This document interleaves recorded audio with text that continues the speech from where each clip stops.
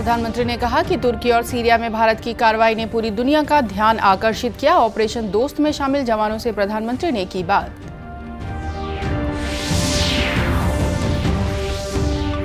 राज्यपाल अनुसुईया उइके को राजभवन सचिवालय और प्रदेश के जनप्रतिनिधियों ने दी विदाई।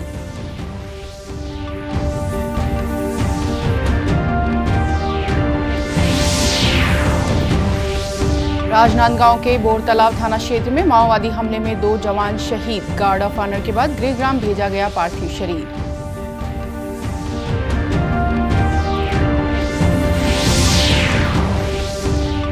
और केंद्र सरकार की अग्निवीर योजना में छत्तीसगढ़ के 433 युवाओं का हुआ चयन।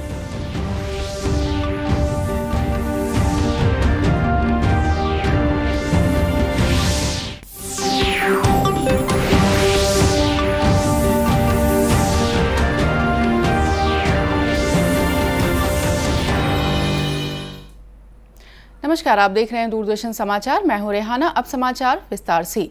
प्रधानमंत्री नरेंद्र मोदी ने कहा है कि भूकंप प्रभावित तुर्की और सीरिया में भारत की तेजी से कार्रवाई ने पूरी दुनिया का ध्यान आकर्षित किया है। उन्होंने कहा कि यह देश के राहत और बचाव दलों की तैयारियों को परिलक्षित करता है।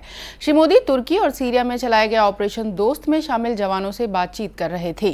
श्री मोदी ने कहा कि भारत पूरे विश्व को एक परिवार वसुधैव कुटुंबकम के रूप में मान्यता देता है और जब परिवार का कोई सदस्य मुश्किल में पड़ता है तो उसकी मदद करना भारत का कर्तव्य है।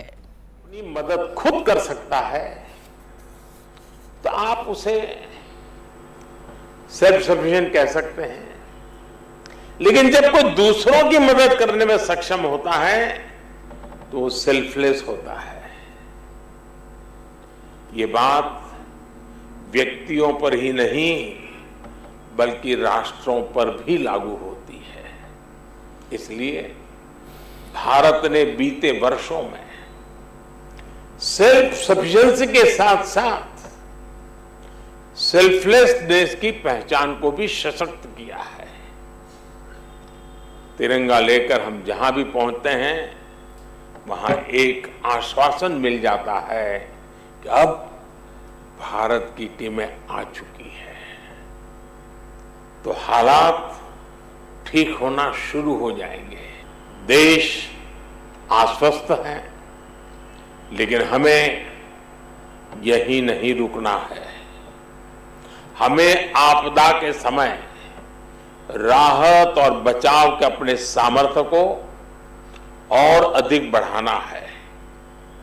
हमें दुनिया के सर्वश्रेष्ठ राहत और बचाव दल के रूप में अपनी पहचान को सशक्त करना होगा। श्री मोदी ने कहा कि जहां कहीं भी भारतीय दल तिरंगे के साथ पहुंचता है तो यह भरोसा होता है कि अब भारतीय दल आ गए हैं और स्थिति बेहतर होनी शुरू होगी।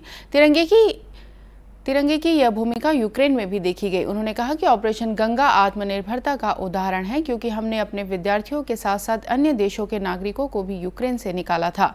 हमने अफगानिस्तान में अभूतपूर्व स्थिति में भी लोगों को बचाया और अपने नागरिकों को सुरक्षित घर लेकर आए। राज्यपाल अनुसुईया उइके को मणिपुर का नया राज्यपाल बनाया गया है। राजभवन सचिवालय द्वारा आयोजित विदाई समारोह के उपरांत राज्यपाल अनुसुईया उइके ने छत्तीसगढ़ के प्रदेशवासियों के नाम अपना संदेश प्रेषित कर आभार व्यक्त किया है। इस अवसर पर राज्यपाल ने राजभवन परिवार के समस्त अधिकारियों और कर्मचारियों को संबोधित करते हुए अपने कार्यकाल के विभिन्न पलों को याद करते हुए राजभवन परिवार के सहयोग के लिए आभार व्यक्त किया। राज्यपाल ने कहा कि छत्तीसगढ़ के राज्यपाल के रूप में कार्य मेरे लिए अविस्मरणीय पल है। उन्होंने कहा कि सरगुजा से लेकर बस्तर तक बड़ी संख्या में लोग अपनी समस्याओं को लेकर उनसे मिलने आए और उन्होंने सभी की समस्याओं के निराकरण के लिए हर संभव प्रयास किया। उन्होंने प्रदेश की जनता समेत समस्त आदिवासी समुदायों द्वारा मिले स्नेह और सम्मान के लिए भी आभार जताया। सभी अधिकारियों और कर्मचारियों ने राज्यपाल को धन्यवाद ज्ञापित करते हुए उनके प्रति आभार व्यक्त किया। इस दौरान राज्यपाल से पूर्व मुख्यमंत्री डॉक्टर रमन सिंह ने भी मुलाकात की। उन्होंने सुश्री उइके के राज्यपाल के रूप में छत्तीसगढ़ में किए गए कार्यों को याद करते हुए उनका आभार व्यक्त किया। पूर्व नेता प्रतिपक्ष धर्मलाल कौशिक ने राज्यपाल से मुलाकात की। श्री कौशिक ने इस अवसर पर छत्तीसगढ़ के राज्यपाल के रूप में सुश्री उइके के योगदान के लिए धन्यवाद दिया। इस अवसर पर राज्य के जनप्रतिनिधि, विश्वविद्यालयों के कुलपति एवं गणमान्य नागरिकों ने मुलाकात की। सभी लोगों ने राज्यपाल सह कुलाधिपति के रूप में छत्तीसगढ़ के हित में कार्य करने के लिए राज्यपाल को धन्यवाद देते हुए उनका आभार व्यक्त किया। छत्तीसगढ़ में कांग्रेस पार्टी का 50वां राष्ट्रीय महाधिवेशन 24 से 26 फरवरी तक नवा रायपुर में होने जा रहा है। नवा रायपुर के राज्योत्सव मैदान में आयोजित होने वाले इस महाधिवेशन के लिए कांग्रेस की तैयारी चल रही है। एआईसीसी के प्रभारी महासचिव केसी वेणुगोपाल अधिवेशन की तैयारियों का जायजा लेने आज रायपुर पहुंचे। इस दौरान उन्होंने अधिवेशन स्थल पहुंचकर तैयारियों का जायजा लिया। इस दौरान उन्होंने मुख्य स्थल के अलावा बैठक स्थल के बारे में भी विस्तार से जानकारी ली। इस दौरान उनके साथ प्रदेश प्रभारी कुमारी शैलजा, मुख्यमंत्री भूपेश बघेल, प्रदेश कांग्रेस अध्यक्ष मोहन मरकाम मौजूद थे। बताया गया है कि इस महाधिवेशन में 2023 में होने वाले 9 राज्यों के विधानसभा चुनाव तथा 2024 में होने वाले लोकसभा चुनाव के लिए एजेंडा तैयार किया जाएगा। राजनांदगांव में सोमवार की सुबह बोरतालाब थाना क्षेत्र में माओवादी हमले में 2 जवान शहीद हो गए। शहीद हुए दोनों जवानों के पार्थिव देह को राजनांदगांव लाया गया, जहां शहीद जवानों को गार्ड ऑफ ऑनर दिया गया, जिसके बाद शहीद जवानों के पार्थिव देह को उनके गृहग्राम के लिए रवाना किया गया।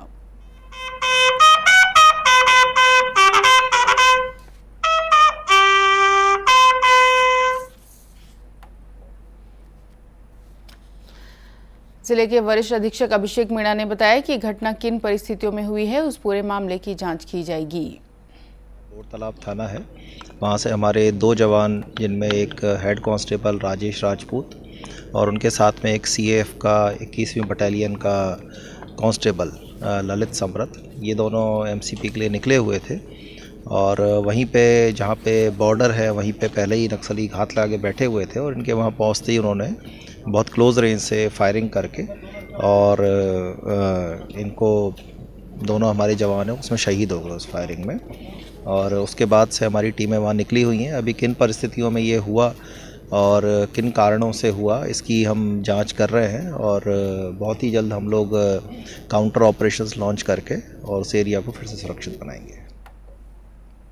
पुलिस के मुताबिक महाराष्ट्र बॉर्डर पर सर्च ऑपरेशन चलाया जा रहा है, जहां पर दर्रेकसा एरिया कमेटी के माओवादी लंबे समय से सक्रिय हैं। आशंका जताई जा रही है कि इसी कमेटी के स्मॉल एक्शन टीम ने इस घटना को अंजाम दिया होगा। बताया गया है कि वारदात को अंजाम देने के बाद नक्सली मौके से भाग निकले। राजनांदगांव जिले से लगे महाराष्ट्र के गढ़चिरौली जिला पुलिस ने 2 हार्डकोर माओवादियों को गिरफ्तार किया है। गिरफ्तार माओवादी में एक महिला भी शामिल है। पुलिस ने दोनों पर 10 लाख रुपए का इनाम घोषित कर रखा था। बताया गया है कि पुलिस ने मुखबिर की सूचना पर दोनों माओवादियों को हैदराबाद से गिरफ्तार किया है। दोनों माओवादी साल 2006 से फरार थे और गढ़चिरौली पुलिस को काफी दिनों से इनकी तलाश थी। पकड़े गए दोनों माओवादी पति पत्नी बताए गए हैं। दोनों ने साल 2006 में माओवादी संगठन छोड़ दिया था और आंध्र प्रदेश के अलग अलग स्थानों पर पहचान छिपाकर रह रहे थे। इसी तरह एक अन्य घटना में माओवादियों ने नारायणपुर ओरछा मार्ग स्थित बड़गांव के पास ट्रक को आग के हवाले कर दिया। बताया गया है कि यह ट्रक निक्को माइनिंग से लॉ अयस्क लेकर रायपुर की ओर निकली थी। उल्लेखनीय है कि एक दिन पहले ही नक्सलियों ने बैनर पोस्टर चस्पाकर माइंस की दलाली बंद करने की चेतावनी व जान से मारने की धमकी दी थी। मुख्यमंत्री भूपेश बघेल ने अपने निवास कार्यालय में आयोजित वर्चुअल कार्यक्रम में छत्तीसगढ़ स्वामी विवेकानंद तकनीकी विश्वविद्यालय भिलाई की ई लाइब्रेरी का उद्घाटन किया। ई लाइब्रेरी के माध्यम से सरगुजा से बस्तर तक 33 जिलों के फार्मेसी, डिप्लोमा, इंजीनियरिंग व मैनेजमेंट संस्थानों में अध्ययनरत 27,000 छात्र छात्राओं को उनके मोबाइल और लैपटॉप पर ऑनलाइन किताबों की सुविधा उपलब्ध हो सकेगी। मुख्यमंत्री ने विश्वविद्यालय की पूरी टीम को विद्यार्थियों की सुविधा के लिए की गई इस अभिनव पहल के लिए बधाई और शुभकामनाएं दी। मुख्यमंत्री ने कहा कि कोरोना महामारी के दौर में अध्ययन अध्यापन का कार्य काफी प्रभावित हुआ था। उस दौर में पूरे विश्व के सामने अध्ययन अध्यापन का कार्य करना एक चुनौती थी। ऐसे समय में ऑनलाइन कक्षाओं का संचालन तो शुरू हुआ, लेकिन विद्यार्थियों को किताबें उपलब्ध नहीं हो पाती थी क्योंकि सारे शैक्षणिक संस्थान तब बंद थे। मुख्यमंत्री ने कहा कि विद्यार्थी इस सुविधा का लाभ उठाकर अपने संस्थान तथा प्रदेश का नाम राष्ट्रीय एवं अंतर्राष्ट्रीय स्तर पर पहुंचाने का प्रयास करें। इस अवसर पर मंत्री और अधिकारी मौजूद थे। एक वक्त था जब जिन इलाकों में बिजली नहीं पहुंची थी उन इलाकों के खेतों में किसान सिंचाई की बात भी नहीं सोच सकते थे। नहरों से सिंचाई की सुविधा होने के बाद भी जिले के बड़े क्षेत्र में सिंचाई नहीं हो पाती थी, लेकिन सौर सुजला योजना ने किसानों की तकदीर बनाने का काम किया है। यह केंद्र सरकार की एक ऐसी योजना है जो किसानों के लिए वरदान बन गई है। दूरस्थ क्षेत्रों में जहां बिजली नहीं पहुंची है वहां सौर सुजला योजना का लाभ लेकर किसान अपने खेतों में सिंचाई कर रहे हैं और अच्छी फसल लेकर आमदनी अर्जित करने में सक्षम हुए हैं। किसानों के मुताबिक सोलर प्लेट लगने से खेतों में फसल की सिंचाई हो जाती है। बिजली की कोई ज़रूरत नहीं है, जिससे काफ़ी बचत हो रही है। पहले तो मेरे लाइन के व्यवस्था नहीं रही से, लाइन के जब व्यवस्था नहीं रही तो सरकार कर हमन आवेदन करें, जब योजना के जानकारी हमन ला मिलिस तो एमा टेम्पोरी लाइन कनेक्शन से काम चलात रहें, जेकर से लाइन में बहुत प्रॉब्लम आत रही से। जब सरकार के योजना हमन ला मिली सोलर पैनल, जेकर से फसल लगाए में बहुत सहूलियत है और लाइन के कोई ज़रूरत नहीं है। लाइन वो स्वयं बनाते हैं और दोनों फसल आराम से 2.5 से 3 एकड़ 4 एकड़ प्रति सोलर पंप से लगाथन हमन, जेकर से हमन आज बहुत खुश हन। सोलर पैनल के माध्यम से लाइन के कोई दिक्कत नहीं। हाँ, एक सोलर पंप लगे हुए 4.5 साल हो गए हमारे खेत में। पहली हमन बिजली के पंप के द्वारा पानी पलवान तक कभी लो वोल्टेज की समस्या रहा है और बहुत ज़्यादा कटौती की समस्या रहा है। एकर से हमारा छुटकारा मिल गए है। जब से सोलर पंप लगे हुए हैं तब से हमारा ये बिजली कटौती से छुटकारा मिल गए है, कम वोल्टेज से छुटकारा मिल गए है। सुबह 7:30 बजे से लेकर के शाम के 4 बजे तक ये सोलर के जो पंप हुए थे चालू रहते, बढ़िया फुल मात्रा में पानी देते, पर्याप्त सभी खेत में जो है पानी की पूर्ति कर देते। पहली का है जब हम बिजली के माध्यम से अपन बिजली मोटर के माध्यम से पानी चलाते रहें तो वहाँ हमके फसल है बहुत नुकसान के कगार में रहे कि पानी कम हो जाए तो पानी पूर्ति नहीं हो पावा। लेकिन अब जब ले लगे तब ले हम के लिए बहुत अच्छा सुविधा मिले हुए है। कृषि विभाग के उप संचालक MD मानकर ने बताया कि सौर सुजला का लाभ लेने वाले किसानों को 90% तक सब्सिडी मिलती है। सरकार की इस पहल ने किसानों की तकलीफों को दूर कर दिया है।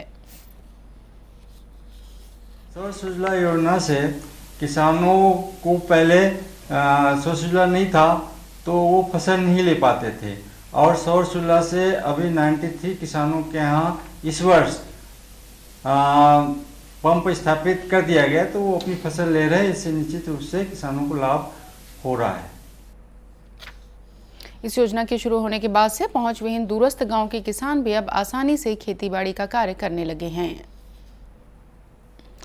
केंद्र सरकार द्वारा शुरू की गई अग्निवीर योजना में छत्तीसगढ़ के 433 युवाओं को सफलता मिली है। सभी सफल अभ्यर्थियों के दस्तावेजों की जांच के बाद उन्हें अलग अलग प्रशिक्षण केंद्रों के लिए रवाना किया जा रहा है। भारत माता की जय, भारत माता की जय, वंदे मातरम, वंदे मातरम, इंकलाब जिंदाबाद, इंकलाब जिंदाबाद, जय हिंद, जय हिंद, जय हिंद, जय हिंद।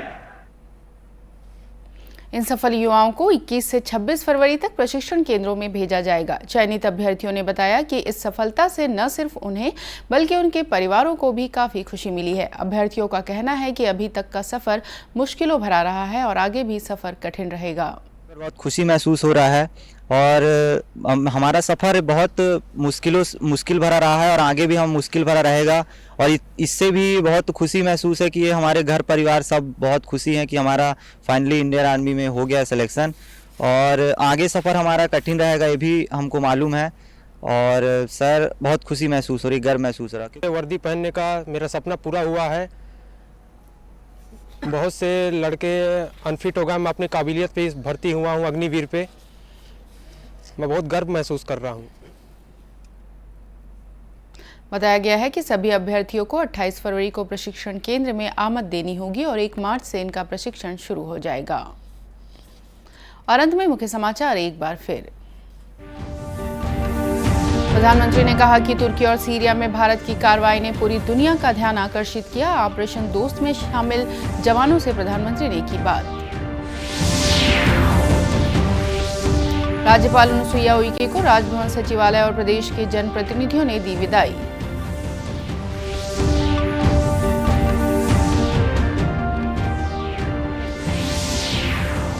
राजनांदगांव के बोर तालाब थाना क्षेत्र में माओवादी हमले में 2 जवान शहीद। गार्ड ऑफ ऑनर के बाद गृहग्राम भेजा गया पार्थिव शरीर।